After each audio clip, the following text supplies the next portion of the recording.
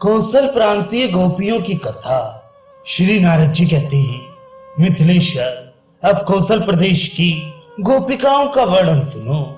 ये श्री कृष्ण चरित्रामृत समस्त पापों का नाश करने वाला तथा पुण्य जनक है। कौशल प्रांत की स्त्रियां श्री राम के वर से व्रज में 9 उपनंदों के घरों में उत्पन्न हुई और व्रज के गोपजनों के साथ उनका विवाह हो गया। वे सबकी सब रत्न में आभूषणों से विभूषित थीं।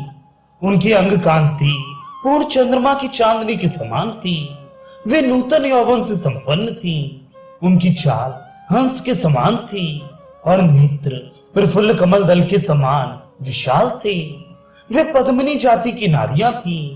उन्होंने कमनीय महात्मा नंद नंदन श्री कृष्ण के प्रति जार धर्म के अनुसार उत्तम सुधरण तथा सबसे अधिक स्नेह किया।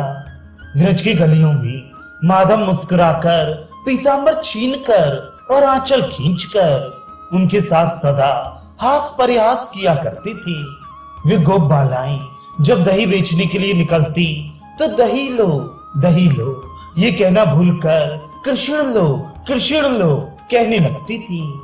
श्री कृष्ण के प्रति प्रेमासक्त होकर वे कुंज मंडल में घूमा करती थी। आकाश, वायु, अग्नि, जल, पृथ्वी, नक्षत्र मंडल, संपूर्ण दिशा, वृक्ष तथा जन समुदायों में भी उन्हें केवल कृष्ण ही दिखाई देते थे। प्रेम के समस्त लक्षण उनमें प्रकट थे।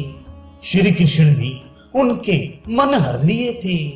वे सारी व्रजांगनाएं 8 सात्विक भावों से संपन्न थी। प्रेम ने उन सबको परमहंसों ब्रह्मनिष्ठ महात्माओं की अवस्था को पहुंचा दिया था। नरेश्वर, वे कांतिमती गोपांगनाएं श्री कृष्ण के आनंद में ही मग्न हो व्रज की गलियों में विचरा करती थी।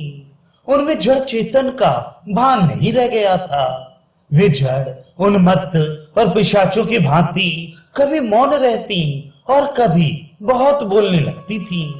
वे लाज और चिंता को तिलांजलि दे चुकी थी। इस प्रकार कृतार्थता को प्राप्त हो जो श्री कृष्ण में तन्मय हो रही थी। वे गोपांगनाएं बलपूर्वक खींचकर श्री कृष्ण के मुखार विंद को चूम लेती थी। राजन, उनके तप का मैं क्या वर्णन करूं, जो सारे लोक व्यवहार एवं मर्यादा मार्ग को तिलांजलि देकर हृदय तथा इंद्रिय आदि के द्वारा पूर्ण पर ब्रह्म वासुदेव में अविचल प्रेम करती थी। जो रास क्रीड़ा में श्री कृष्ण के कंधों पर अपनी बाहें रखकर प्रेम से विगलित चित्त हो श्री कृष्ण को पूर्णतः अपने वश में कर चुकी थी। उनकी तपस्या का अपने सहस्त्र मुखों से वर्णन करने में नागराज शेष भी समर्थ नहीं है। विधिराज, न्याय, वैशेषिक आदि दर्शनों के तत्वज्ञों में श्रेष्ठतम महात्मा योग, सांख्य और शुभ कर्म द्वारा जिस पद को प्राप्त करते हैं वही पद केवल भक्ति भाव से उपलब्ध हो जाता है। आदिदेव श्री हरि केवल भक्ति से ही वश में होते हैं। निश्चय ही इस विषय में सदा गोपियां ही प्रमाण हैं। उन्होंने कभी सांख्य और योग का अनुष्ठान नहीं किया, तथापि केवल प्रेम से ही वे भगवत स्वरूपता को प्राप्त हो गईं।